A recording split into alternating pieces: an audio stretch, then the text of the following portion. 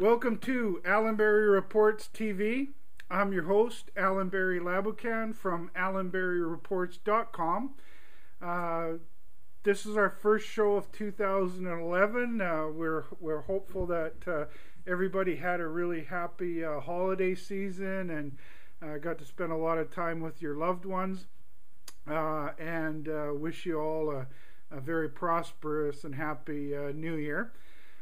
Before we get started with today's show, we always like to start out with our thank yous. We use youtube.com and ustream.tv as our to produce and broadcast these shows. Our primary website that we use is YouTube, and we've got those linked up. Got a new section on our website called shows. In that shows section, we have all of our past shows, and what we do is we have a date, the companies and topics that were discussed, and a link to those two websites where you can find all of our past shows. So we make it really easy for you to go and watch our past shows. And if you're watching this show on our website at allanberryreports.com, if you look to the left and right of me, you'll notice that we have banners. Those banner sponsors are really important in us being able to bring these shows to you. If you'd like to do some homework on those companies, just click on their banners. It'll take you to their websites where you can find all their news and plenty of information about their projects and what the company is working on. And of course, we also want to thank you, the viewers. You afford us an opportunity to have an audience to speak to about commodities and resource stocks, two topics we're very passionate about, and so we want to thank you for tuning in. And so now we'll get on to our show. Today's show is going to be our review of our 2010 outlook. What we do each year is we, towards the end of each year and beginning of a new year, for the last several years, we've been putting the reports out for about 5 years now. We put out reports that are looking at the year ahead during the beginning of each year.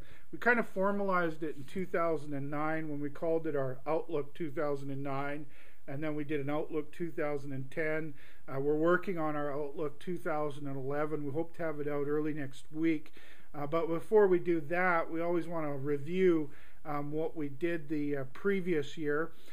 This is kind of, we do these outlooks and reviews because it kind of keeps us focused on, on what's fundamentally important and kind of taking a long-term view of what's happening with trends and fundamentals. And so it's an important part of what we do each year, and we put a lot of effort into it.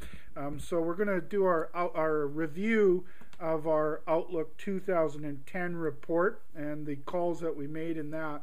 If you're interested in finding that Outlook 2010 report, you look above me in the report section. It was in our 27th edition, which was on January 26th. And if you want to, you can print that off from that report section, or read it online as well. And so then we'll get right into the guts of the Outlook 2010. We cover stock markets, commodities, bonds, interest rates, and currencies. Those are all interrelated. Oftentimes, if you look at what's happening with stocks in general, that can also have an impact on what's happening with resource stocks. So you don't want to ignore what's happening with the big cap stocks, because that has a lot to do with sentiment for investors of all stocks. And so that has an impact on resource stocks. Commodities, of course, have a big impact on resource stocks, and so that's why we follow the key commodities we do. And then interest rates and bonds and the currencies also have an impact, especially in the case of currencies. The commodities are priced primarily in U.S. dollars, and so what happens with the U.S. dollar can have a big impact on what happens with commodity prices and, by extension, resource stocks. So these asset classes are all intertwined, and that's why we follow them very closely. We started out with stock markets, and we started out with the Dow Jones Industrial Average. This is really a barometer for stocks in general, and so that's why we start out with the Dow Jones Industrial Average. I'm just going to pull that up here. Our call for the Dow was for it to trade in a trading range between 9,000 points and 11,000 points, and basically trade in a sideways trend. We see rallies followed by pullbacks, and we were looking for it to end the year very close to where it started, and we were looking for a close of 10,500 in that case. So we'll go to that chart on the Dow. Started the year at about 10,500, and then it had a pullback and followed by a rally that took you till about the end of April. Then there was another pullback that happened in May until about mid-May. Then a bit of a rally, pullback, another rally going into July, then a pullback, and then a upwards trend followed by a bit of a sideways trend, and then it ended the year on an up note. And so, for all intents purposes, we got things wrong on the bottom end of the trend and the top end of the trend. The range was 9,500 on the low to 11,500.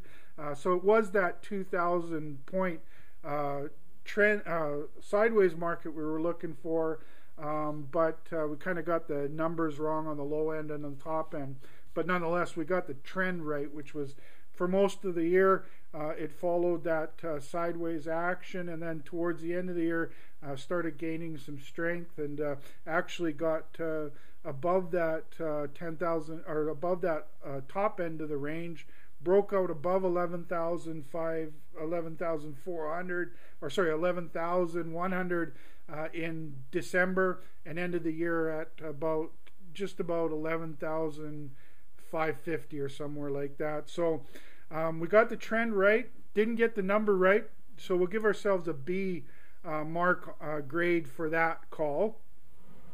First of all, when we're looking at these asset classes, and we look at them and we base our grades on two things: the trend call and the number call. If we can get that right, then that would, if we get both of those right, or they exceed our optimistic price projection, then that would be top marks. In this case, we gave ourselves a pretty good mark of a B because we got the trend right, but didn't get the price right. It was about 1,000 points, about 10% higher than what we were looking for, although it spent most of that year in a trading range. And so that's how we mark ourselves. So the next thing we looked at was the S&P 500. This index is a much broader group of companies than the Dow Jones Industrial Average, but the trends they tend to follow a similar trend, the Dow and the S&P. And we were looking for, again, it to trade in a sideways action like the Dow and finish the year very close to where it started. We were looking for a close around 11,000. Again, we got the trend right, but didn't get the price right. It was about 10% above what we thought it would be.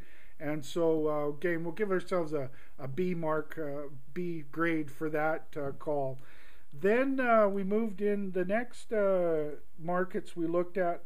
We follow the Toronto Stock Exchange and the Toronto Stock Exchange venture market very closely, because these two markets, the Toronto Stock Exchange, a lot of the big cap resource companies are on that market, and then the juniors and the middle tier companies, the more higher growth companies, are on the venture market. And so these two exchanges give us a good idea of what's happening on the production side of commodities and on the exploration and new development side, which is very important on the supply chains of many commodities. And so that's why we watch those two very closely. Now, we were looking for the Toronto Stock Exchange. Our call was for the market to trade in a bullish trend that takes it up significantly throughout the year, and are looking for a year-end close of 14,000.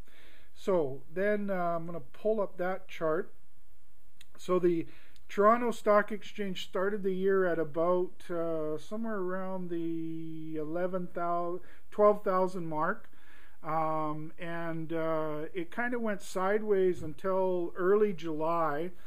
It had bottomed at about 11,000 and change in early July, and then it just went on a very strong bullish trend that took it up to the a little over 13,500.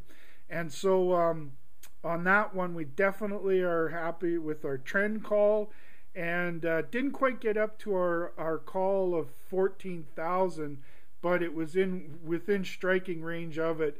So that mark will give ourselves an A minus on that one, or A minus, somewhere in that neighborhood. The next call that we made was the TSX Venture Market, and what we were looking for on the venture market, our outlook was for it to follow a similar bullish trend as the Toronto Stock Exchange and finish the year significantly higher than the start of the year, with the year-end close of 2,400 points. So in the case of the venture, it started the year at about somewhere in the neighborhood of 1,600 points. And it went sideways for the early part of the year. Then July, at a bottom of about 1,380, really started a very bullish trend that took it all the way up to 2,300 and a little bit more than 2,300. I think about 2,330 points. And so the mark on that one, we're definitely going to take an A on that one. We got the bullish trend correct. It did close significantly higher than the beginning of the year. Didn't quite get up to that 2,400 mark, but definitely was within about 60, 70 points of it. So, for the 2,200 and 2,330 to not that, we'll split hairs on that one. We'll give ourselves an A for that mark. So then, after we looked at the stock markets, we then moved into our commodities, and we started out with gold. Just going to bring up the gold chart here. So gold, our call for gold was a continuation of the long-term bull market that started around a decade ago. We were looking for a bullish trend that takes it significantly higher during the year, and looking for a year-end close in the $1,500 per ounce range. And so gold started out the year at about somewhere a little over 1,100, let's say 1,120 points, or sorry, $1,120 per ounce. It only went sideways for about the first month and a half, couple months of the year, and then it really started a strong move from 1,100. Almost got all the way up to the intraday high, I believe, was around 1,440-ish. So it didn't quite reach that $1,500 number, but it definitely finished significantly higher than where it started the year. It was on a very bullish trend throughout most of the year, and almost got up to the price. So on the gold call, we're going to give ourselves an A on that call.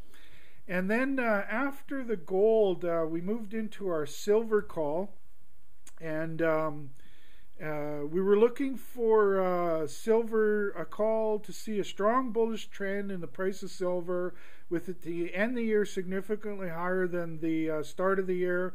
We were looking for it to reach $25 per ounce before the end of the year. So during 2010, what we saw was it started the year at about $18 per ounce, and then it finished the year at a little over $30 per ounce. This was a very bullish trend. To see a commodity like silver go from around 18 to over 30 dollars per ounce is a very bullish move for a commodity.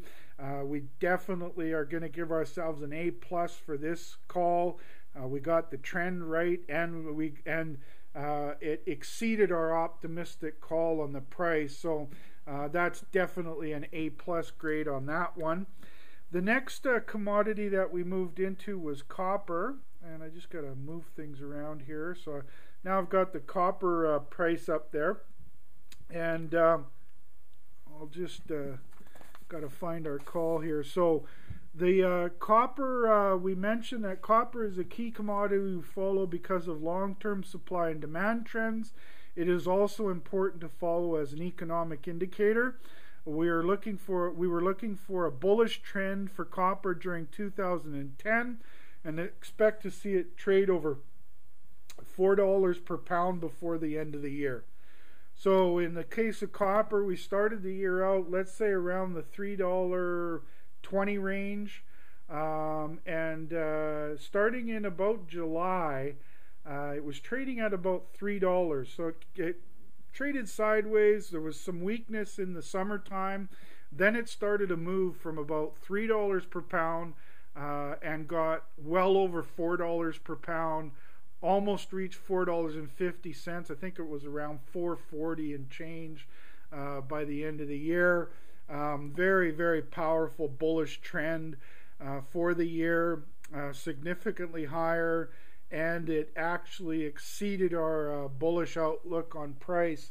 And so there again is another commodity or another asset that we're giving ourselves an A+ on the call, because we got the trend right and we got the price. It actually exceeded the bullish price we were looking for, and so that's a A+ for that that for the price of copper and the call we made on it.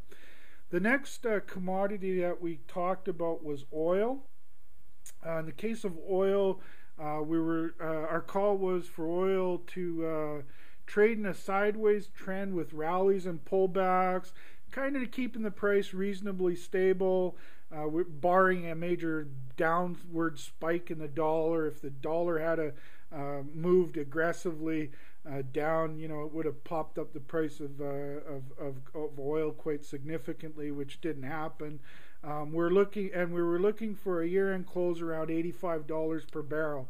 So we started the year at around $76 per barrel. We ended the year at over $90 per barrel. Spent much of the year kind of in that sideways kind of a trend. Ended the year on a pretty bullish trend for the last couple months, and exceeded the bullish price projection that we were looking for. So that again, we're going to give ourselves an almost an A+ for that one. We pretty much got the trend right, and the price. We called for a bullish price move before the end of the year, and it actually exceeded that. So we'll give ourselves the A on that one. The next one we looked at was uranium, and what we're looking for on uranium is, our comments was, it looks like the price trend is bottoming after the big shakeout. It had got up to as high as $140 some per pound of uranium, and then when everything kind of got beat down in 2008, late 2008, so did uranium, and we were looking for it to expected it to continue the bottoming phase, then head into a stronger market. The bottoming followed by the stronger market is likely to happen this year, which it did. We are looking for a close of $55 per pound by year end. So what we saw happen during that, in the first half of the year, it did do the bottoming, got down to around $42 per pound. Then in around June started July started a very bullish recovery that took it actually over that $55 number. It took it to around the current price of $62 per pound. And so that's definitely an A-plus call there. We got the trend right, and we got the price. Well, actually, the price exceeded our bullish call. So definitely an A-plus on that call. Then after we finished talking about stocks and commodities, we then moved into our bonds, interest rates, and the dollar. Our call for, we didn't make a specific number call for bonds. What we made our argument was that with abundant supply of bonds and suspect demand, the bond market is primed for a year ahead with pressure on bond prices. This will have to, and then we talk. This will have little to do with what is the best course of action for Fed rates, and of little use when trying to understand what the Fed policy will be. We were basically looking. We made a couple comments there that were related to the trend. We felt that there was abundant supply. You look at all the debt with the government debt in the U.S. There was an abundant supply of treasuries and bonds, and then there was suspect demand. Now that what happened was that the price towards the end of the year, the price started to come off, and basically why it didn't come off sooner is because the Federal Reserve was in there buying to prop up the market. And so if you got to rely on the government to be buying the government's debt, I think that falls into the category of, one, we got it right about abundant supply, and suspect demand. That's definitely what we refer to as suspect demand. So we didn't put a price on it. We give ourselves a B+ on that call. It took about till December before there started to be some selling pressure, that even with the buying coming from the Fed, the prices of bonds came down and yields started to move up. We felt for a couple of years that there's a bubble in the bond market, and it's starting to look like it's showing weakness, and probably would have showed a lot more weakness earlier had the Fed not been in there propping up the market. So the next thing we talked about was interest rates. We mentioned that many economists would love to see stronger inflation, as it would show the economy was gaining strength. Our opinion is the Fed will not move on rates this year out of fear of slowing an economic recovery. And so that's what happened. The Fed didn't touch interest rates this year. The nascent economic recovery it's actually starting to gain some strength in the latter part of the year, and the Fed didn't do anything with interest rates, and so we'll give ourselves an A+ for that call. And then we moved into the U.S. dollar, and on the U.S. dollar, our call is for the dollar to lose ground this year against some major currencies, and lose even more ground against currencies in countries that derive a lot of their economic growth from commodities. A perfect example of a commodity-based currency is the Canadian dollar. We expect the Canadian dollar to significantly outperform the US dollar, as the economic health of the country is closely tied to commodities. The Canadian dollar is not the only commodity-based currency. Others also benefit economically from strong commodity prices, and we think currency traders will do better in commodity-based currencies than the US dollar. So the US dollar actually did gain some strength against the euro, but lost ground against many of the commodity currencies like the Canadian dollar. In the case of the Canadian dollar, it started the year somewhere around 96 to the US dollar to Canadian, got down to 93 and change, had a big rally that brought it back up to the about even at dollar per dollar, and then it came off from there. Ended the year on a very positive note that took it a little bit above par, and so you'd have been much better off in the Canadian dollar, and actually the Aussie dollar was even stronger than that. And so those are the two key commodity currencies, if you will, that we follow closely, and those two were a much better place for currency traders to have their money than in the US dollar. And so we'll give ourselves an A+ call on that, or A+ mark on that call. And so doing a sort of a report card on the overall grades, I definitely think that we can sort of give ourselves top marks of an A. If we had a few more A+, we probably could give an average of an A+, but the average is probably somewhere around an A. This follows on the year of 2009 was an A+ year for us. We made calls on a group of assets and had most of those trends and prices correct. What separates 2009 calls from our Outlook 2010 is in Outlook 2010 we actually upped the ante on the challenge quite a bit because we added some more our assets that we follow, and we made calls on those as well. So we've had two really good years of market calls on the various assets that we follow, and our comments in the review of 2009 was that we were unaware of any commentators that make these annual calls that were as accurate as we were. And we also challenged anybody that if they could find some that were, we'd love to hear about it, because we definitely want to follow those commentators that were more accurate than us. We didn't get anyone calling us up on that offer, and I think we can make the same comments for 2010. I'm not aware of anybody. I follow a lot of commentators. I follow a lot of commentators that make annual predictions of what was going to happen in the year ahead. And for 2009 and 2010, I'm unaware of any that were as accurate as we were on a wide range of assets. And so, again, we'll challenge anybody. You find someone who's more accurate than us, we'd love to hear about them, because we'll follow them. And so that's a wrap on our annual review of our assets that we made calls on and our report card.